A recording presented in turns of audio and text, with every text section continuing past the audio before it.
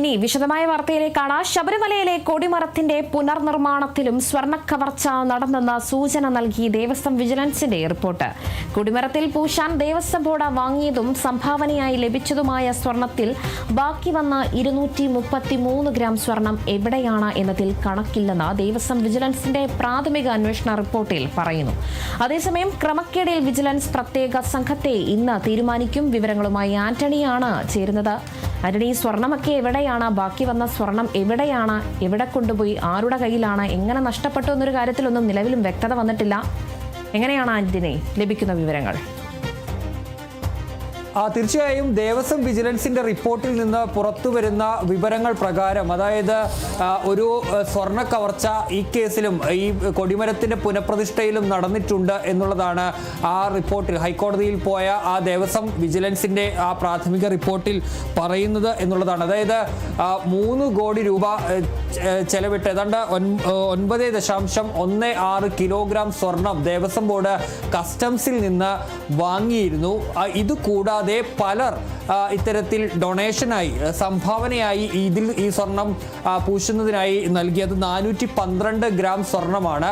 അതിൽ ഒരു മലയാളത്തിലെ ഒരു പ്രമുഖ സിനിമാ താരം സ്വർണം നൽകിയിട്ടുണ്ട്. അദ്ദേഹം നൽകിയത് 80 ഗ്രാം സ്വർണമാണ്. അതുപോലെ തന്നെ ഒരു സിനിമാ നിർമ്മാതാവ്, അദ്ദേഹം ഏതാണ്ട് 247 ഗ്രാം സ്വർണവും സംഭാവനയായി നൽകിയിട്ടുണ്ട്. അങ്ങനെ വിവിധ ആളുകൾ, ഏതാണ്ട് 27ഓളം പേരാണ് ഈ ദേവസ്വം ബോർഡ് മേടിച്ച 9 കിലോ സ്വർണത്തിന് പുറമെ സംഭാവനയായി ഈ 412 ഗ്രാം സ്വർണം കൂടി നൽകിയത്. അങ്ങനെ ആ സ്വർണം ഉപയോഗിച്ച് ഈ കൊടിമരം സ്വർണം പൂശി ബാക്കി 233 ഗ്രാം സ്വർണം ഉണ്ടായിരുന്നു. പക്ഷേ ഈ 233 ഗ്രാം സ്വർണം എവിടെ പോയി എന്നുള്ള കാര്യത്തിൽ ഇപ്പോൾ ഒരു വ്യക്തതയില്ല. അതിന് കൃത്യമായ കണക്കില്ല എന്നുള്ളതാണ് ഈ വിജിലൻസിന്റെ റിപ്പോർട്ടിൽ പറയുന്നത്. അതാണ് ഈ വിജിലൻസ് ഇത്തരത്തിൽ ശബരിമലയിലെ ഈ കൊടിമരത്തിന്റെ പുനഃപ്രതിഷ്ഠയിൽ സ്വർണ്ണ കവർച്ച നടന്നിട്ടുണ്ട് എന്നുള്ള ആ ഒരു നിഗമനത്തിലേക്ക് എത്താൻ കാരണം. ഇതെല്ലാം ഇന്നലെ പരിഗണിച്ചുകൊണ്ടാണ് കോടതി ഈ കൊടിമരത്തിലെ ക്രമക്കേടിൽ ഒരു അന്വേഷണത്തിന് ഉത്തരവ് ഇട്ടിരിക്കുന്നത് എന്നുള്ളതാണ് പ്രധാനപ്പെട്ട കാര്യം ഉള്ളത്. അതുപോലെ തന്നെ അന്ന് ഈ കൊടിമരത്തിന്റെ പുനഃപ്രതിഷ്ഠ അല്ലെങ്കിൽ ഈ പുനർനിർമ്മാണത്തിന് വേണ്ടി ഹൈക്കോടതിയുടെ ദേവസ്വം ബെഞ്ച് ഒരു അഡ്വക്കേറ്റ് കമ്മീഷണറെ നിയോഗിച്ചിരുന്നു. ASP കുറുപ്പിനെയാണ് അന്ന് അഡ്വക്കേറ്റ് കമ്മീഷണറായി നിയോഗിച്ചിരുന്നത്.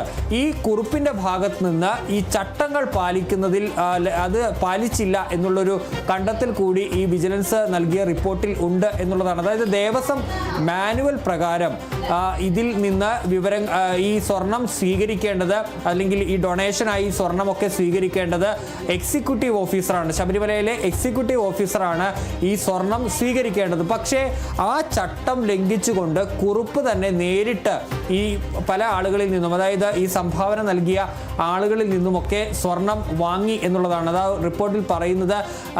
ഈ നടനിൽ നിന്നും അതുപോലെ തന്നെ മറ്റുള്ളവരിൽ നിന്നുമൊക്കെ സ്വർണം വാങ്ങി നേരെ ഈ സ്വർണ്ണപ്പണിക്കാർക്ക് നൽകി.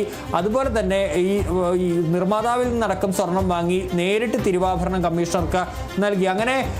അങ്ങനെ അതൊരു ചട്ടലംഘനമാണ്. എക്സിക്യൂട്ടീവ് ഓഫീസറാണ് ഇത്തരത്തിൽ ഡൊണേഷനായി സ്വർണ്ണങ്ങൾ അല്ലെങ്കിൽ സംഭാവനയായി ലഭിച്ച ആ സ്വർണം വാങ്ങേണ്ടിയിരുന്നത്. അതിനുശേഷം അത് തിരുവാഭരണം കമ്മീഷണർക്ക് നൽകുകയാണ് ചെയ്യേണ്ടിയിരുന്നത്. പക്ഷെ അത് ചെയ്യുന്നതിന് പകരം നേരിട്ട് സ്വർണം ഈ അഡ്വക്കേറ്റ് കമ്മീഷണർ വാങ്ങി എന്നുള്ളതും ഈ റിപ്പോർട്ടിൽ പറയുന്നുണ്ട്.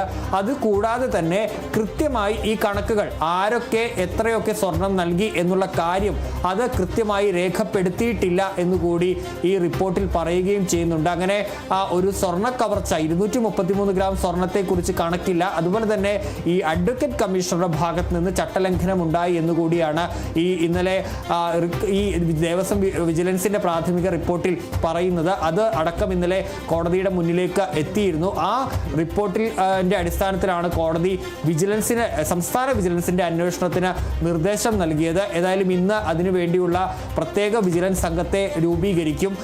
ഒരു SP-യുടെ നേതൃത്വത്തിലായിരിക്കും പ്രത്യേക സംഘം ഉണ്ടാവുക.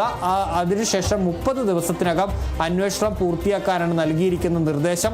വിജിലൻസ് ഈ മൊഴി, അതായത് ഈ സ്വർണം സംഭാവനയായി നൽകിയ ആളുകളുടെ മൊഴിയും രേഖപ്പെടുത്തും. അത് കോടതി നിർദ്ദേശിച്ചിട്ടുണ്ട്. പ്രത്യേകിച്ച് ഈ നടൻ, അതുപോലെ തന്നെ ഈ സിനിമാ നിർമ്മാതാവ്, അതുപോലെ തന്നെ സ്വർണം നൽകിയ മറ്റുള്ള ആളുകൾ എന്നിവരുടെ മൊഴി കൂടി ഈ വിജിലൻസ് ഈ സംഘം രൂപീകരിച്ച ശേഷം അന്വേഷണത്തിന്റെ ഭാഗമായി രേഖപ്പെടുത്തുകയും ചെയ്യും. ശരി, വ്യക്തമാണ് ആന്റണി. തുടരുക, മറ്റൊരു വാർത്തയുടെ വിവരം കൂടി ലഭിക്കേണ്ടതുണ്ട്.